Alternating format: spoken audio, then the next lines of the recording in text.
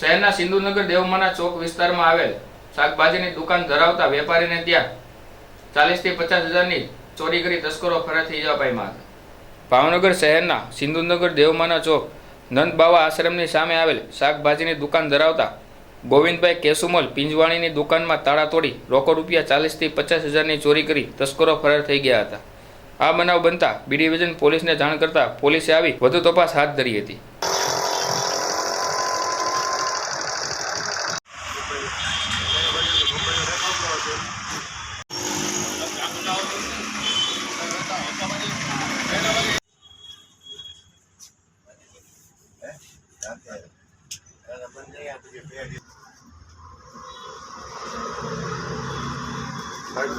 કેશુમલ સિંધુનગર દેવમાં ચોકમાં દુકાન ધરાવું સંત વાસુડા મંદિરની સામે દુકાન ધરાવું છું શાક બકાલાની।